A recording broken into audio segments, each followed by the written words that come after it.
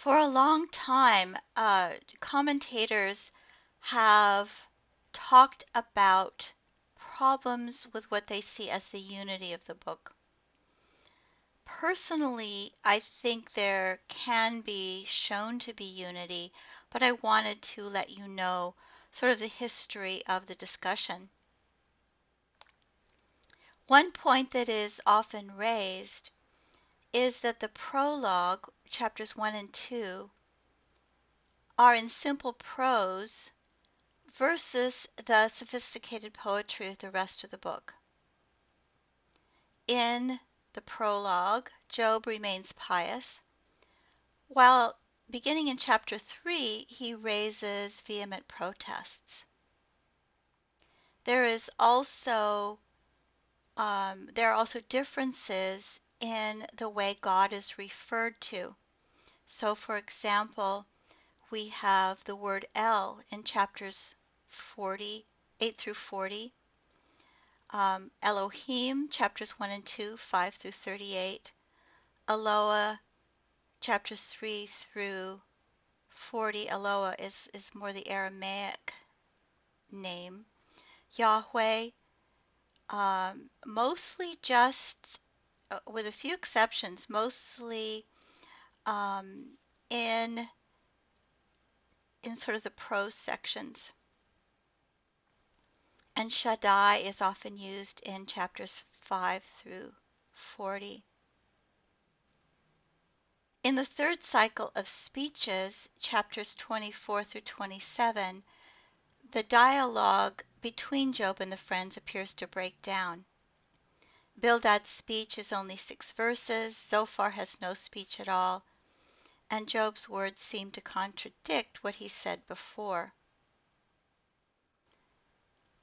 I think it could be argued that this breakdown is meant to show, rather than state, to show that the dialogue is in fact breaking down, that they are not communicating well. So I think it could be argued that this is purposeful. The hymn to wisdom in chapter 28 has a style that's different from surrounding chapters, and it does not seem to be spoken by any of the characters. So there is a possibility that it was interjected by the narrator, the one who has written the prologue and epilogue. Elihu's speeches in chapters 32 through 37 seem to interrupt or delay the expected response of God to Job. Elihu is not mentioned anywhere else in the book, and the style is different. The Yahweh speeches do not seem to answer Job's charges and questions. I think that also, I think that's also because people sometimes misunderstand what Job's charges and questions are. The epilogue, again, is simple prose. God's comment about the friends is difficult to match with the rest of the book, and it seems to confirm the doctrine of retribution that the dialogue section refutes. More recent commentators tend to interpret the book as a unity. With some exceptions, some still see the Elihu speeches as being added later.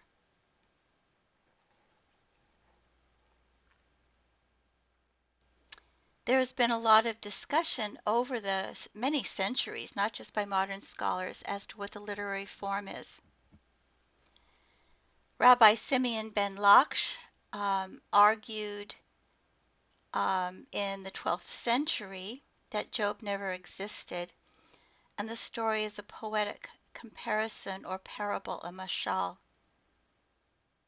Theodore of Mopsuestia, who was an early church father of the 4th century, saw it as being modeled on Greek dramas.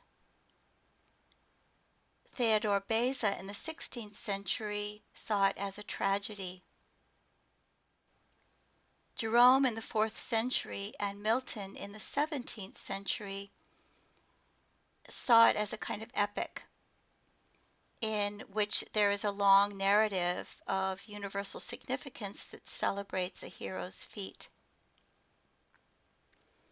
No single form of literature fits the book as a whole. It is unique and has many, many different genres. It is really an amazing uh, book, and it's one of those books that the more you study, the more depth you find. It's a very difficult book to just summarize. The date of the book is very difficult to determine, and over time, suggestions have ranged from the period of the patriarchs to the Persian period. The period of the patriarchs is suggested because Job is a figure who has many flocks and herds, rather like Abraham. Contemporary scholars date it to anywhere from the 7th century BCE to the 4th, 3rd century in the era of the Second Temple. This is largely because of the role of the Satan. Um, in the earlier books of the Bible, we don't really have any mention of a figure called the Satan. Satan in later Christian tradition. Um, this figure, that's not a proper name in the book of Job. It is seems to be a role or a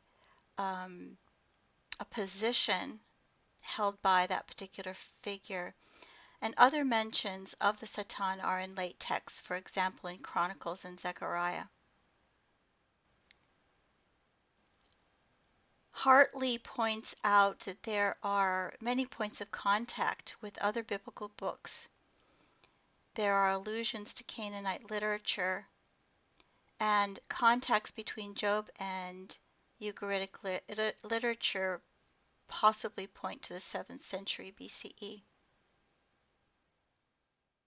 Carol Newsom, based on linguistic analysis, uh, thinks that it is best seen as a composition of the 6th through 5th century BCE.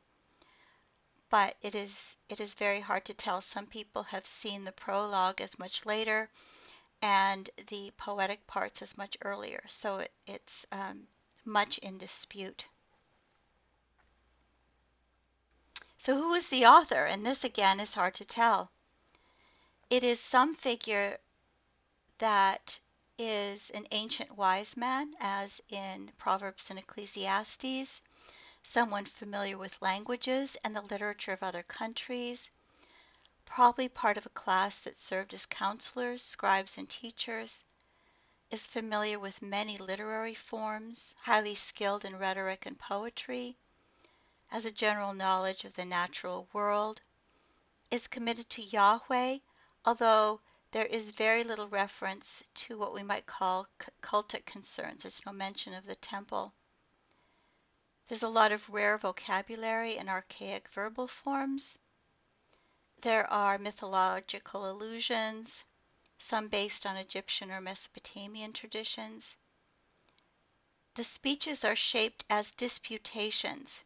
These are rhetorical devices one finds in wisdom, in prophetic literature, and in legal argumentation. There are also genres of Israelite piety, and particularly the hymn, the psalm of praise, and the complaint psalm. And there is a lot of legal vocabulary, categories, and practices to bring about what has been called a forensic metaphor.